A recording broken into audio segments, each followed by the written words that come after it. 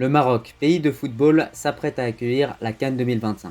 Après un parcours inoubliable lors de la Coupe du Monde 2022, les Lions de l'Atlas ont été décevants lors de la CAN 2023 avec une élimination en huitième de finale. Néanmoins, les Marocains avancent, notamment grâce à l'arrivée de plusieurs binationaux tels que Brahim Diaz, Ben Seguir, Ilyas Akhomash ou encore Youssef Lekheddim. Le Maroc est ambitieux et souhaite remporter la prochaine Coupe d'Afrique à domicile. Pour accomplir cela, un renouveau est en cours au sein de l'équipe nationale et la confiance est placée dans les jeunes pépites nombreuses et présentes dans les plus grands championnats du monde. Aujourd'hui, je vais vous présenter 5 pépites qui définiront le futur du football marocain en quête de gloire. Avant qu'on commence avec cette vidéo, pense à t'abonner, à liker et à commenter.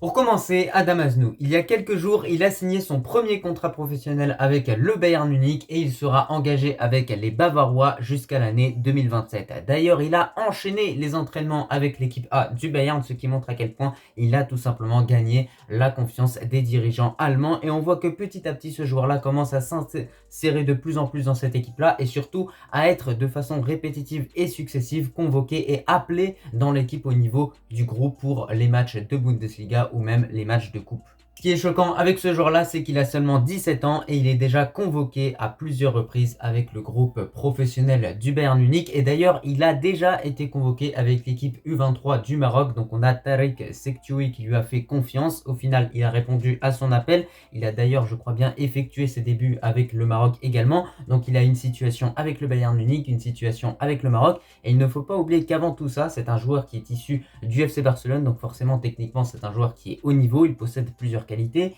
il est rapide, il est bon en centre, c'est également un défenseur gauche qui se projette beaucoup vers l'avant et qui ne se jette pas également lorsqu'il défend. Et aussi, ce qu'il faut savoir par rapport à Adam Aznou, c'est qu'il est vu et perçu comme un joueur d'avenir du côté du Maroc et du Bayern Munich, c'est-à-dire que c'est pas que d'un côté, du côté du Bayern, il est également extrêmement considéré. Les Bavarois ont clairement envie de le garder le plus longtemps possible pour qu'il devienne tout simplement un joueur déterminant dans cette équipe-là et pourquoi pas une future légende, Inch'Allah, c'est ce qu'on lui souhaite. En tout cas, n'hésitez pas à me donner un petit peu votre avis en commentaire par rapport à Adam Aznou, mais moi, les quelques fois où j'ai pu voir ce joueur jouer, où j'ai pu voir un petit peu des compilations, c'est très intéressant ce qu'il propose et honnêtement, ça ne me surprend pas quand on me dit clairement que ce joueur-là représente le futur du football marocain, notamment sur le flanc gauche, pour être la future relève de Mazraoui et de Yahya Atiatallah. Ensuite, on a Marvel, joueur évoluant au Real Madrid Castilla, où il est vu comme un grand joueur d'avenir, il a 21 ans.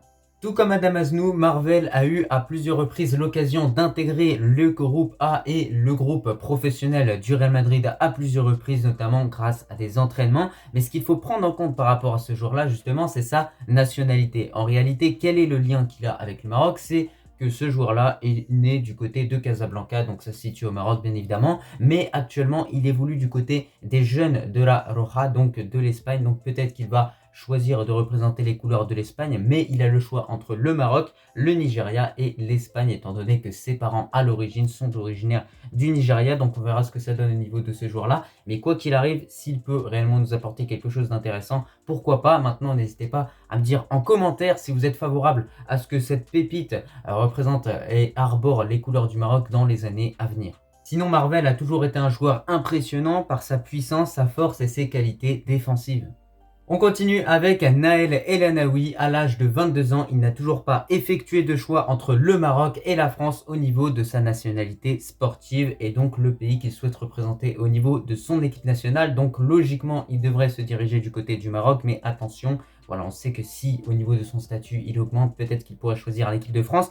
Du côté de Lens, cette pépite s'est imposée au fur et à mesure du temps et désormais collectionne les distinctions personnelles d'homme du match à plusieurs reprises. Naël El Anaoui a pu vraiment sortir des masterclass dans cette équipe en Ligue 1 et on voit que c'est un joueur qui a également suscité l'intérêt de nombreux grands clubs, donc peut-être qu'il restera du côté de Lens ou bien qu'il changera de club, mais quoi qu'il arrive, il a réussi à prouver qu'il était capable de s'imposer dans une grande équipe en Ligue 1 quand même. Il est vu comme le milieu de terrain parfait pour n'importe quelle équipe, notamment grâce à ses qualités de récupération et également de relance. Et d'ailleurs avec Ounahi et El Khannous, il va tout simplement former le futur milieu de terrain du Maroc et tout simplement la relève de Amrabat et de tous ces joueurs-là qui vont prendre de l'âge au fur et à mesure. Oussama Targaline, il a déjà pu montrer tout son talent lors de la CAN U23 avec notamment un magnifique but inscrit en finale face à l'Égypte qui a montré tout simplement toute sa qualité de frappe, hein. Vraiment, on a pu voir vraiment une frappe magnifique qu'il a pu inscrire. Alors il faut savoir que concernant ce joueur-là, Walid Regragui a failli à plusieurs reprises le convoquer, mais a préféré se tourner vers Benjamin Bouchouari, Amir Richardson, El Azzouzi, d'autres U23. Mais peut-être que le temps de Oussama Targaline arrivera, parce que ce joueur-là a déjà pu confirmer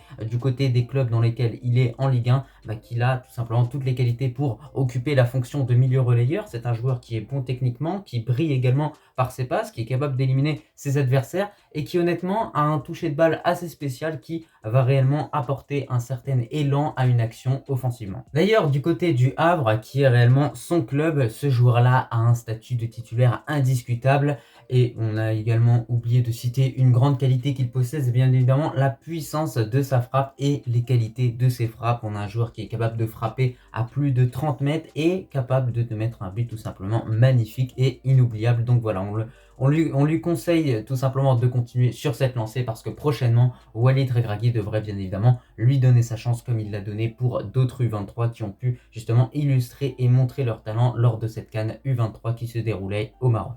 De votre côté, je vous invite à me donner votre avis par rapport à Oussama Targaline, mais moi de mon côté, je pense que c'est un joueur qui mériterait totalement d'être convoqué au niveau de notre équipe nationale, mais ce qu'il a freiné notamment lors de cette saison 2023-2024, c'est une blessure. Salim El Djebari. On a beaucoup entendu parler de ce joueur, notamment car il est perçu comme l'avenir de l'Atlético Madrid, club dans lequel il a effectué ses débuts en Liga officielle. Lors d'un match face à Cadiz, le joueur était d'ailleurs très ému d'avoir pu disputer ses premières minutes et a remercié bien évidemment Simeone qui lui fait beaucoup confiance. Il a remarqué que dans ce joueur marocain, il y avait énormément de talent. Et d'ailleurs, on sait que c'est un joueur qui est très à l'aise techniquement, qui n'hésite pas à éliminer ses adversaires en rentrant au cœur du jeu. Et il a également l'instinct de la passe décisive, c'est-à-dire que dans une action, il va pouvoir te trouver la passe clé qui va pouvoir déstabiliser toute une défense. Et ça fait partie des grosses qualités que Salim El Djebari justement possède. D'ailleurs, il gagne de plus en plus d'occasions de montrer son talent et de prouver sa valeur dans cette équipe de l'Atlético Madrid, notamment parce que Simeone n'hésite pas à le faire prendre part à des entraînements avec le groupe professionnel, parce qu'il sait notamment aussi que c'est un joueur prometteur.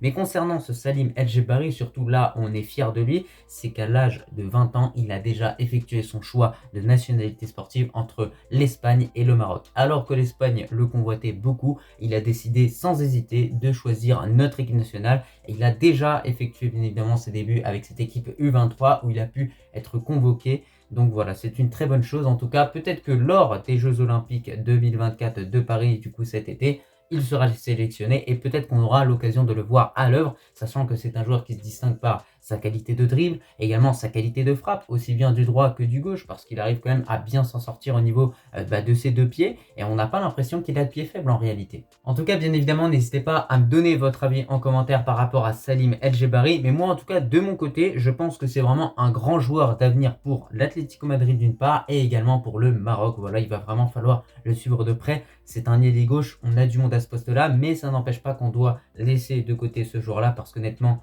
jouer à l'Atlético Madrid reste quand même quelque chose d'assez énorme pour un joueur comme ça, parce que ça reste quand même un très grand club historiquement en Espagne, qui performe encore d'ailleurs.